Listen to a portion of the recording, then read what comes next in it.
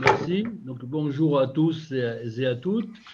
Merci d'avoir répondu à notre appel, parce que je pense que suite au séminaire qui a écho qu'on avait eu fin juin, je pense qu'il était normal de poursuivre un petit peu le travail. Et je rentrais tout de suite dans le vif du sujet, hein. Euh, pour dire que l'agriculture, c'est une adaptation permanente qu'on doit avoir, mais je pense qu'aujourd'hui, c'est à peu près dans tous les métiers, même je dirais même dans l'administration comme ailleurs, on est obligé de s'adapter en permanence. Et peut-être que c'est aussi ce qui fait l'intérêt et qui nous donne la motivation de nos métiers, hein, qu'ils soient agricoles, de conseil, des collectivités ou autres, hein. Alors, c'est vrai que pour les agriculteurs, c'est un peu plus précis. Je dirais qu'il y a une adaptation à la demande, au marché, hein, qui évolue tous les jours.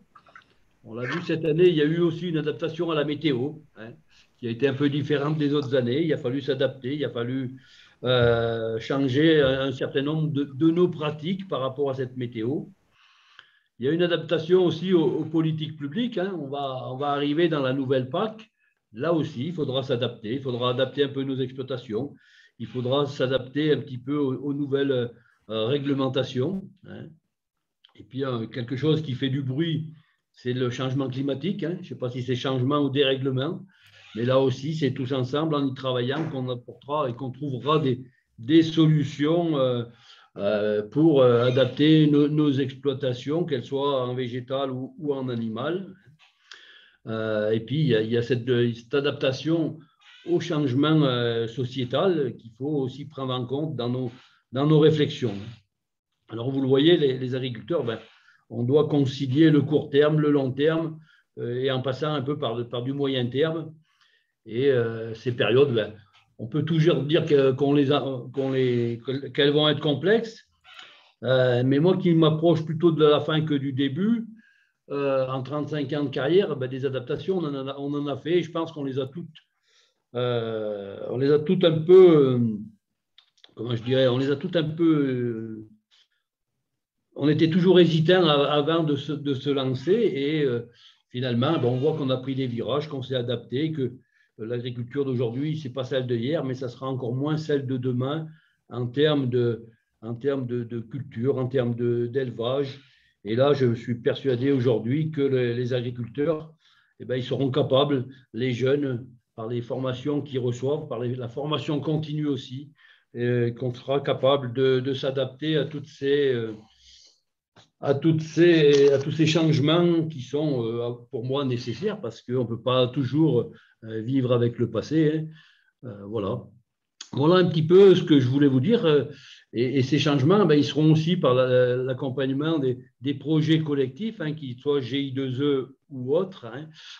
Et là, l'ensemble des partenaires de cette journée de travail qui sont impliqués dans l'accompagnement, dans ces accompagnements collectifs, vous aurez l'occasion de les entendre dans la journée.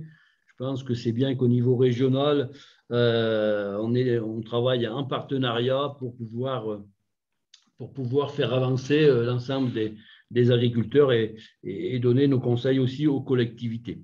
Voilà. Je ne serai pas beaucoup plus long. Je remercie d'abord Boris Calin de m'avoir laissé la parole. Et puis, vous savez qu'aujourd'hui, vous aurez M. Ménard de l'INRA qui va vous faire part de son analyse et du partenariat qu'il décrète. Et vous le verrez ça en fin de matinée avec Madame Crouzy. Merci à tous. Bonne journée de travail. Et encore, excusez-moi, mais je dois rejoindre une réunion au ministère tout de suite. Bonne journée. Merci, Monsieur Guignan. Donc, nous allons ensuite céder la parole à Boris Callan, chef de service régional d'économie agricole à la DRAF, pour l'autre partie d'introduction. Oui, merci Annick. Bonjour à tous. Donc, Boris Callan, comme vient de le dire Annick. J'excuse d'abord mon directeur Michel Sinoir qui est absent pour quelques semaines et mon directeur adjoint Guillaume Rousset qui devait introduire ce séminaire mais qui a été réquisitionné en dernière minute par le préfet de région pour toute la journée. Et donc, je suis ravi néanmoins de pouvoir introduire pour la DRAF ce webinaire qui a l'ambition de devenir un rendez-vous régulier. Hein. C'est donc la deuxième édition après celle de juin 2020 et on a bien l'intention d'inscrire cette démarche d'un temps fort annuel sur l'agroécologie dans le temps long.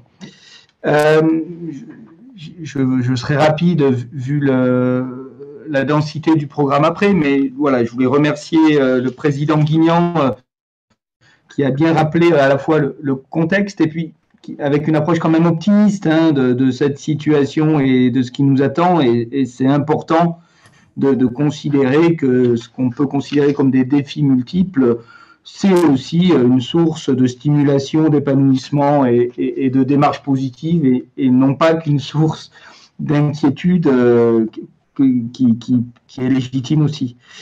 Effectivement, voilà, pour rappeler un peu dans quoi on inscrit notre démarche, hein, c'est clair que l'agriculture est confrontée à des défis multiples qu'il faut regarder en face et chercher à traiter.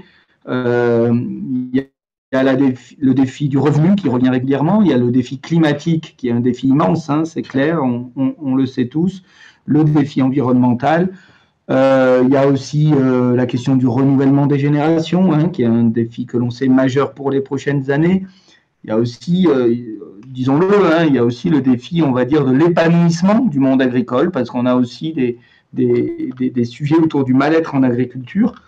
Et finalement, l'idée de l'agroécologie, c'est bien que tous ces défis, il ne faut pas les opposer les uns aux autres, considérer que l'un se fait au détriment de l'autre, etc. Mais au contraire, les traiter de façon un peu transversale, un peu commune, et considérer qu'une réponse à un des défis peut être positive aussi pour les autres, quoi, hein. C'est bien cette approche globale, systémique de tout ce que doit traiter l'agriculture, qui constitue cette démarche agroécologique portée par le ministère depuis maintenant pas loin d'une petite dizaine d'années, allez, on va dire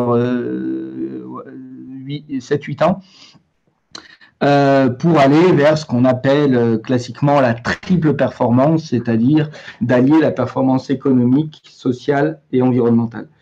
Alors, si je rentre juste dans ce qui est l'agroécologie et les points, vraiment les leviers sur lesquels elle s'appuie, peut-être qu'on peut la rassembler en 3 principaux leviers majeurs. Le premier, c'est l'importance du collectif, parce que l'agroécologie, c'est essayer des choses nouvelles, c'est chercher à partager ce qui marche, à tester, à constater que des choses ne marchent pas et en essayer d'autres, etc. Et ça, c'est bien plus puissant dans le groupe, dans la notion de groupe, dans l'approche globale, en termes de partage de pratiques, de réflexion commune, etc.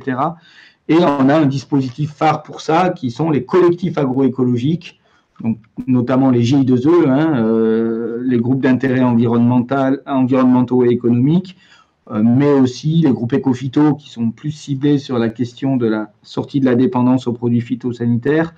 Et en Auvergne-Rhône-Alpes, on a 135 collectifs qui ont été labellisés dans ces différents groupes, avec une dynamique qui se poursuit, hein, et je voulais le souligner. On a réuni en juillet la commission pour étudier les candidatures 2021, et il y avait encore 14 candidatures de GI2E, dont 10 ont été validées, plus environ 25 groupes qu'on appelle émergents, c'est-à-dire des groupes qui souhaitent faire un GI2E, mais qui doivent avancer dans leur réflexion pour aller vers une demande de reconnaissance GI2E. Donc là, on est encore en train de voir pour en financer le plus possible par rapport aux moyens budgétaires qui sont les nôtres, mais en tout cas, ça montre qu'il y a encore une vraie dynamique pour accompagner, pour renouveler ces collectifs et les étendre.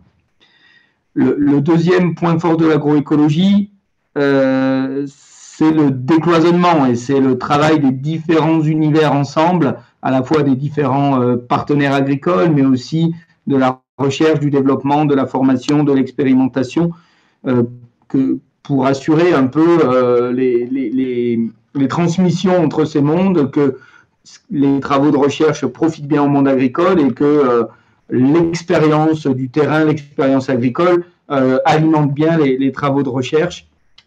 Et là, l'outil dont on dispose là-dessus, c'est notamment le PRDAR, hein, le Programme régional de développement agricole et rural, que l'on est en train de renouveler, puisqu'il y aura un nouveau programme 2022-2027. Et donc, ça va être un des gros travaux de l'automne, alors piloté par la Chambre régionale et avec la DRAF qui, en tant que financeur, qui suit ces travaux de près. Pour finaliser ce nouveau programme, chercher à muscler les partenariats et vraiment être au rendez-vous du PRDAR comme levier de cette transition agroécologique. Et puis le troisième point, c'est l'ancrage sur les territoires. Et parce que évidemment, la transition agroécologique, d'abord, elle se fait dans les territoires, au plus près du terrain, avec des solutions qui sont forcément différentes dans chaque contexte, dans chaque situation, et on n'est jamais sur des solutions toutes faites qui s'appliquent partout. Et puis deuxièmement, parce que le monde agricole doit nouer des partenariats avec énormément d'acteurs sur les territoires pour que cette transition fonctionne, hein, en termes de collectivité, en termes de partenaires économiques, en termes de liens avec son environnement immédiat. Voilà. Et donc, sur ce troisième thème, notre principal levier, c'est la journée d'aujourd'hui, puisque, comme l'a dit Annick au début, le thème choisi pour cette journée, c'est bien l'agroécologie dans les territoires. Voilà.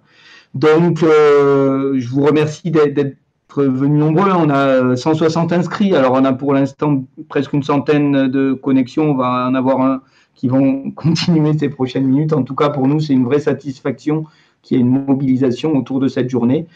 Et je vous invite à suivre les travaux de cette journée et à y chercher quelque part de la nourriture pour alimenter votre travail de ces prochains mois et nourrir vos réflexions en cours autour de l'accompagnement de l'agriculture sous une forme très diversifiée selon d'où vous venez, puisqu'on a vraiment une grande diversité d'acteurs et de partenaires présents aujourd'hui. Et c'est une grande satisfaction pour nous. Voilà, donc merci à tous, bonne journée. Je m'arrête là et je cède la parole à Annick et Robin qui vont orchestrer le déroulement de la journée. Merci Boris. Oui, il y a du son. Il y a de l'écho. Ouais, voilà. Je coupe mon micro, peut-être ça ira mieux. Oui, je pense, oui. D'autant qu'on a des bureaux l'un à côté de l'autre et que si ça se trouve, on a la stéréo. Oui, donc merci pour ces deux introductions. Donc, je reprends la parole quelques minutes avant de la passer au premier intervenant. Donc, juste pour vous rappeler donc, que cette journée est donc co-organisée dans le cadre du PRDAR, donc sur Crédit Casdar, par les structures dont les logos figurent sur en haut de la diapositive là, donc la DRAF, la Chambre régionale d'agriculture, le réseau TRAM, la coopération agricole et la FRCUMA, que je remercie donc tous aujourd'hui. Et donc ces structures sont partenaires dans un comité régional qui coordonne la capitalisation des collectifs d'agriculteurs reconnus par l'État. Donc il s'agit de la deuxième édition de ce webinaire. Vous pouvez retrouver les vidéos, les diaporamas de l'édition de l'année dernière sur Internet, sur ce site. Et la session d'aujourd'hui est enregistrée et sera également mise en ligne sur le lien sur lequel vous avez pu vous inscrire et consulter le programme.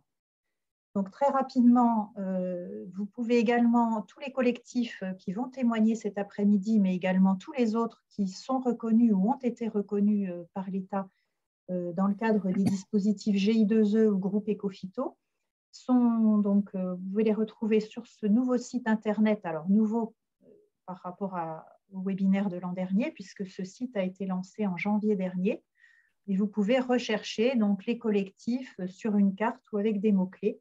Il y en a plus de 1500 actuellement en France, plus de 25 000 agriculteurs engagés. Je pense qu'il va y en avoir même plus, puisqu'il y a des mises à jour en cours actuellement avec tous les nouveaux appels à projets 2021 qui ont été instruits. Donc, en Auvergne-Rhône-Alpes, 134 groupes, comme vous l'a dit Boris Callan tout à l'heure, Et on a mobilisé, depuis 2016 que les crédits existent, presque 4 millions d'euros sur des crédits d'animation uniquement. Il y a en plus des crédits aux investissements dans le cadre des PDR, investissements en matériel ou bâtiment, sur ces groupes, hors réseau défis qui sont financés au niveau national. Quel est le programme de cette journée? Donc, ce matin, des interventions, donc 2 interventions.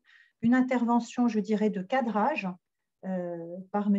Jean-Marc Ménard, directeur de recherche à l'INRAE et président du conseil scientifique de la PCA. Et il bénéficiera des relances et des réactions de M. Jean-Marc Fragnoux, qui est membre associé de la Chambre régionale d'agriculture Auvergne-Rhône-Alpes et vice-président de l'ISARA.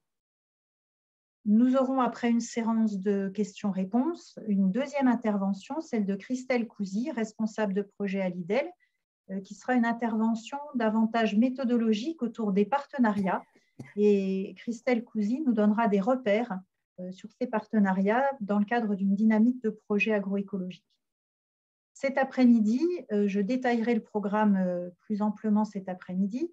Nous aurons des témoignages illustratifs de différents types de partenariats, témoignages de différents collectifs d'agriculteurs reconnus dans le cadre des démarches GI2E ou Ecofito en Auvergne-Rhône-Alpes. Donc, illustration sur un partenariat avec une collectivité, sur un partenariat avec l'enseignement agricole, sur un partenariat avec la recherche et enfin un partenariat entre organismes qui accompagnent des collectifs. Alors, je vais rappeler les consignes de la journée. Donc, tous les participants, caméra et micro éteints, parce que vous êtes trop nombreux pour qu'on puisse vous donner chacun la parole pour les questions. Donc, vous pouvez poser vos questions au fur et à mesure de chaque intervention donc dans le chat. Éventuellement, vous pouvez faire référence à la diapo à laquelle se réfère votre question si c'est le cas. Et puis, en tant qu'animatrice, nous allons lire vos questions à l'intervenant qui répondra donc à la fin de son intervention.